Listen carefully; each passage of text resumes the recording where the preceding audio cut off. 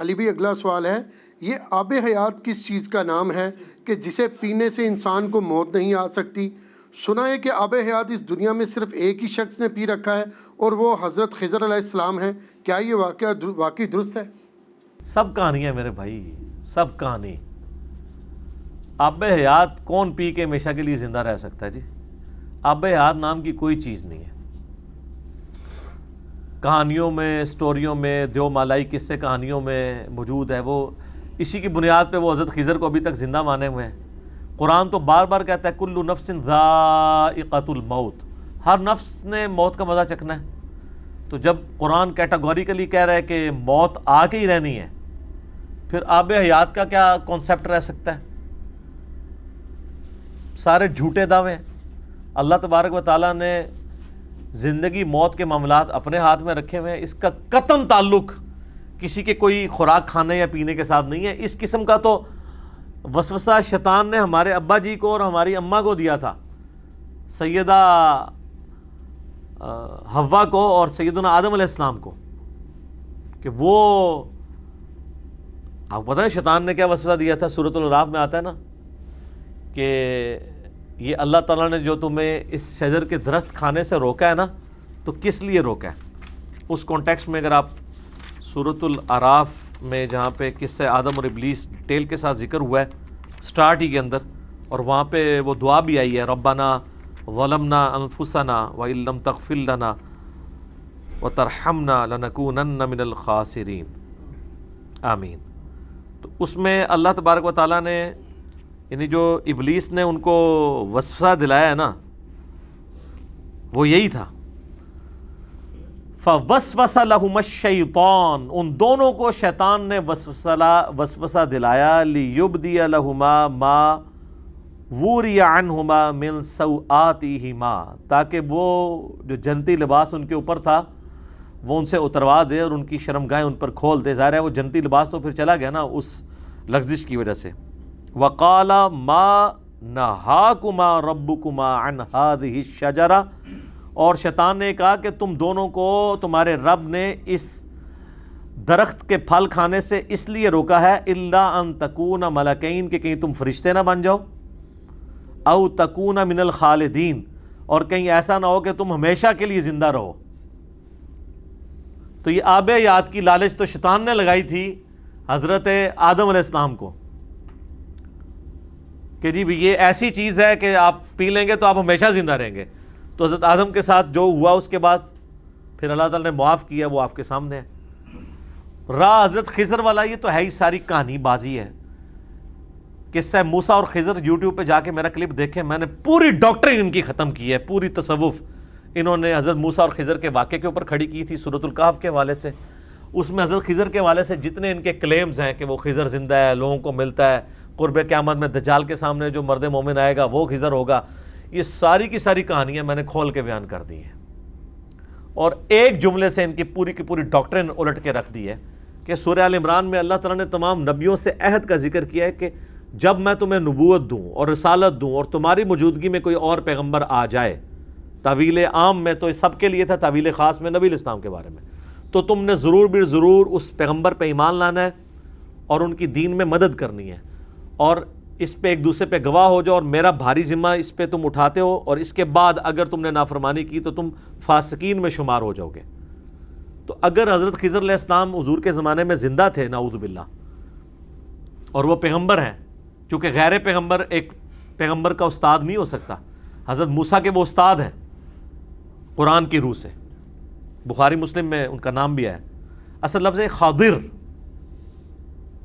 یہ جہاں سے گزرتے تھے صحیح بخاری میں آتا ہے سبزہ اگ جاتا تھا، یہ گنبد خضرا بھی لفظ استعمال کرتے ہیں نا سبزے کے لیے، اس لیے ان کو خضر کہا جاتا ہے۔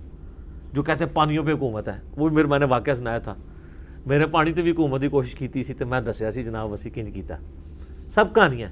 اچھا، تو حضرت خضر علیہ السلام کے بارے میں وہ کہتے ہیں کہ انہوں نے آب حیات پیا ہوا ہے تو وہ زندہ ہے۔ تو بھئی میں نے اس میں کہا تھا کہ نبی علیہ السلام کے زمانے میں اگر وہ زندہ تھے تو قرآن کی روح سے تو ان کو نبی علیہ السلام کی غزوہ بدر میں، احد میں، خندق میں، تبوک کے موقع پر آ کے حضور کی مدد کرنی چاہیے تھی، آپ کے سپاہیوں میں شامل ہونا چاہیے تھا، اور اگر وہ نہیں ہوئے ہیں کسی ضعیف روایت سے بھی نہیں ثابت کہ وہ کبھی آئے ہوں یا آپ پہ ایمان لائے ہوں سامنے آ کے صحابہ کی موجودگی میں. بھئی حضرت جبرائیل اگر انسانی شکل میں آ سکتے ہیں تو حضرت خضر نہیں تھے آ سکتے؟ تو قرآن کی روح سے تو ان کی نبوت اور سب کچھ چھن چکا ہے, تو آپ ان کے بارے میں اتنا بڑا فتویٰ لگانے لگے ہیں. وہ ہے ہی نہیں تھے. حضرت موسیٰ کے زمانے میں تھے, اب واللہ عالم وہ پیغمبر تھے یا کوئی فرشتہ تھا, فرشتوں کا پیغمبر تھا جو انسانی شکل میں آیا تھا حضرت موسیٰ علیہ السلام کو مسئلہ تقدیر سمجھانے کے لیے. That's all. اور مسلم شریف سے جو پیش کرتے ہیں نا قرب قیامت میں, جو ایک دجال کے سامنے مومن کھڑا ہو جائے گا, اس میں آگے الفاظ ہیں, وہ راوی کہتا ہے کہا جاتا ہے وہ حضرت خضر ہیں. سند کوئی نہیں, کہا جاتا ہے یعنی سن سنا کے سننی, روایتیں مشہور, یہ بھی جی آب حیات پی لی حضرت خضر کو اب موت ہی نہیں آنی ہے. اور کتنے لوگ ہیں پوری پوری زندگی وہ پھر نا چلت پھرت بھی کرتے رہے ہیں ہمارے بزرگوں میں سے نا. بزرگ میں عزت کے معنوں میں نہیں کہہ رہا, پرانے ہونے کے معنوں میں کہہ رہا ہوں کہ وہ آب حیات کی تلاش میں پھرتے رہے, ہمیں کہیں سے آب حیات مل جائے تو ہم پی لیں تو ہم کبھی نہیں مریں گے.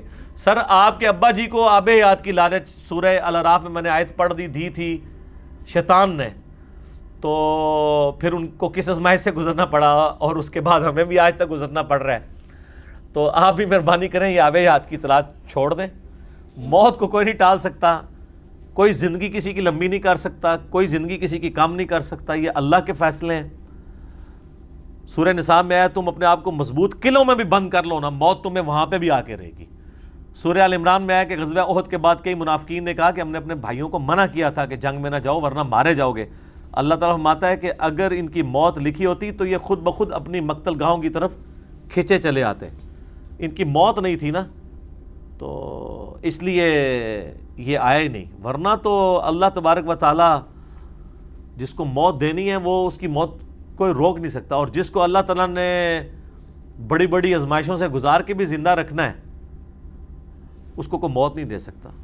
حضرت خالد بن ولید 100 سے زیادہ جنگوں میں شریک ہوئے ہیں, اور وہ سر چھوٹی موٹی جنگیں نہیں ہیں, دنیا کی سپر پاورز کے خلاف, رومنز اور پرشینز کے خلاف 100 بیٹل فیلڈز میں. اور وہ فرمایا کرتے تھے میرے جسم میں چھوٹا سا حصہ بھی ایسا نہیں کہ جس کے اوپر کسی برچھی یا نیزے یا تلوار کے زخم کا نشان نہ ہو, پورا جسم بھرا ہوا ہے. لیکن میں بھی آج ایک بوڑھے اونٹ کی طرح بستر مرگ پہ مر رہا ہوں.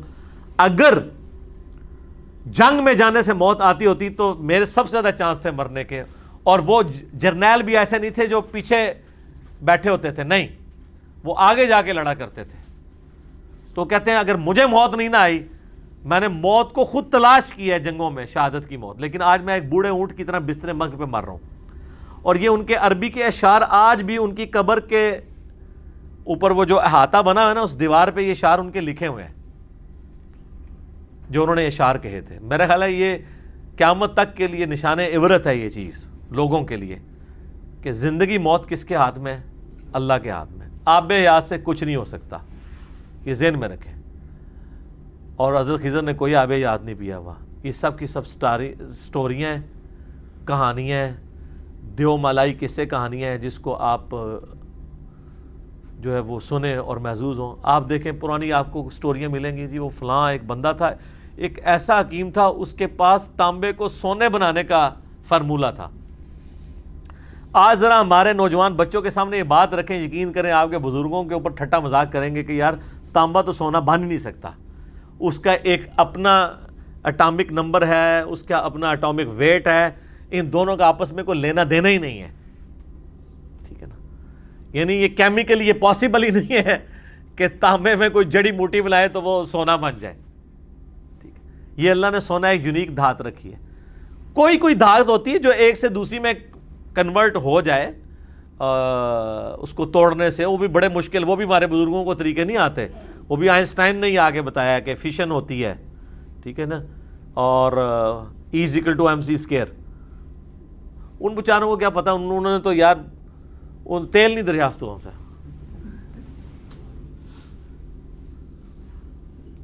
ویسے آپ کو کہتے ہیں تھلے نگاہ ماری 7 زمینہ کراس, تیل بھی کراس,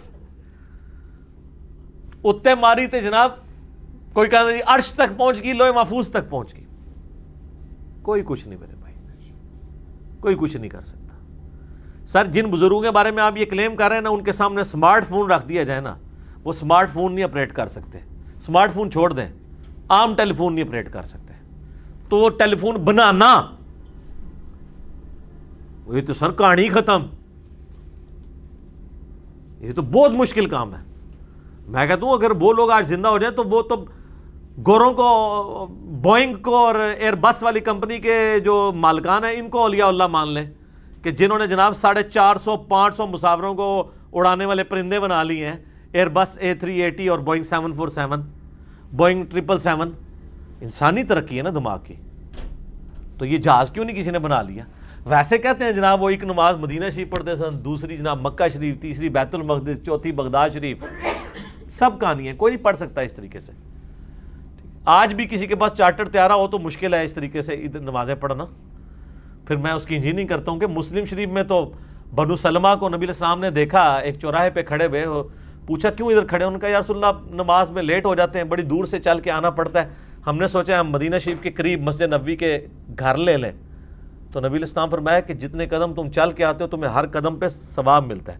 تو انہوں نے مدینہ شریف شفٹ ہونے کا ارادہ ترک کر کے واپس اپنے گاؤں میں چلے گئے کہ ہم اتنے قدم چل کے آئیں گے. تو نبی علیہ السلام کو تو فرمانا چاہیے تھا کہ بھئی تمہارے بعد اتنے بڑے بڑے اولیاء اللہ آئیں گے, وہ اڑ کے نمازیں پڑھا کریں گے مکہ مدینے, تو تم تو اولیاء کے سردار ہو. بلکہ اس سے اگلی کہانی جو انہوں نے بنائی ہوئی ہے کہ جی ایک ادنا صحابی کے گھوڑے کے سم سے جو خاک اڑ کے اس کے ناک میں بیٹھتی ہے اس تک بھی کوئی وہ غوث کتب ولی نہیں پہنچ سکتا. ماشاءاللہ, پھر تو صحابہ کے گھوڑوں کو بھی اڑنا چاہیے. اگر غوث کتب ولی اڑ رہے ہیں تو ان کے تو گھوڑے بھی اڑنے چاہیے, تو بیچارے خود اڑنے سے رہ گئے. سب کہانی ہے, اس طرح پاسبل نہیں ہے. دنیا اللہ نے بقدر ایفرٹ رکھی ہوئی ہے. یہ فزیکل فنامنا کا ورڈ ہے, روحانیت کے ساتھ اسے ریلیٹ کرنا وہ معجزات والا معاملہ وہ ایک بالکل ڈیفرنٹ چیز ہے. کرامت کا کانسیپٹ بھی اس طریقے سے نہیں جو یہ پیش کر رہے ہوتے ہیں, کہ کمپیٹنسی نہیں کہ کوئی شخص حاصل کر لے. ایک الگ سے ایک بحث ہے, اس کے اوپر میری ایک ویڈیوز ریکارڈڈ موجود ہیں. تو بات کہاں سے کہاں نکل گئی, میں نے آب حیات کے حوالے سے ڈسکشن کر رہا تھا کہ جس طرح باقی بڑی بڑی کہانیاں مشہور ہیں نا, آب حیات بھی ان کہانیوں میں سے ایک کہانی ہے. اللہ تعالیٰ ان کو عقل دے, کس قسم کی یہ باتیں یعنی پبلک کے اندر مشہور کرتے ہیں. وادی جن پہ بھی آپ نے میرا کلپ دیکھا کہ وہ ایک نظر کا دھوکہ ہے, ایلوژن ہے. وہاں کے یعنی پہاڑی اور زمین کا جو آپس میں اینگل اس طریقے سے ہے کہ وہ اٹ سیم لائک دیٹ, اسے گریوٹی ہل کہتے ہیں, نظر کا دھوکہ ہوتا ہے. وہ جو آپ کو ڈھلوان ہے وہ اونچائی کے طور پہ نظر آ رہی ہوتی ہے, لیکن with respect to sea level وہ ڈھلوان ہوتی ہے, تو وہ آپ کو چیزیں اوپر چڑھتی ہوئی نظر آ رہی ہوتی ہیں. وہ تو آپ اپنے گھر میں بھی بنا سکتے ہیں. ایمز روم بنانے کے بارے میں نے اس میں بتایا تھا. تو خیر اس کلپ کا یہ فائدہ ہوا کہ بعد میں نا دعوت اسلامی کے امیر کی طرف سے بھی ایک ویڈیو آ گئی کہ وادی جن میں کوئی جن شین نہیں ہے, نہ کوئی اس وجہ سے یہ چیزیں اس طرف جاتی ہیں. خیر ان کو تو سائنٹیفک فنامنا کا پتہ ہی نہیں, وہ سائنٹیفک فنامنا ہے. وہ تو انڈین مقبوضہ کشمیر میں لداخ کے مقام کے اوپر بھی وہ گریوٹی ہل پائی جاتی ہے. پاکستان میں کوئی نہیں ہے, سعودیہ میں وادی جن کے اندر ہے. وہ ایک ٹوٹلی فزیکل فنامنا ہے. اس پہ کلپ ہمیں بنانا پڑا, ڈیڈ سی کے اوپر کلپ بنانا پڑا جی, اس میں بندے ڈوبتے نہیں. آپ گھر ڈیڈ سی بنا سکتے ہیں لیکن خرچہ بہت زیادہ ہوگا, نمک بہت زیادہ ڈالنا پڑے گا, تو وہ اس کی کثافت زیادہ ہے, اس وجہ سے نہیں ڈوبتے. اور اس کو سب چیزوں کو روحانیت کے ساتھ جوڑا ہوا ہوتا ہے. اسلام نے ان توہمات کو سائٹ پہ رکھ کے ڈیفینیٹ علم پہ بات کی ہے. وَلَا تَقْفُ مَا لَيْسَ لَكَ بِهِ عِلْمٌ إِنَّ السَّمْعَ وَالْبَصَرَ وَالْفُؤَادَ كُلُّ أُولَٰئِكَ كَانَ عَنْهُ مسئولا. اے انسان کسی چیز کی پیروی اس وقت تک مت کر جب تک کہ تجھے ڈیفینیٹ علم نہ حاصل ہو جائے. بے شک کان, آنکھ اور دل, عقل بھی کہہ سکتے ہیں, دماغ ہو یا دل ہو, اس کے بارے میں تمہیں پوچھا جائے گا کہ ان انسٹرومنٹس کو یوز کر کے تم نے حق بات تک پہنچنے کی کوشش کیوں نہیں کی. تو اسلام توہمات میں نہیں, ڈیفینیٹ علم میں بلیو رکھتا ہے.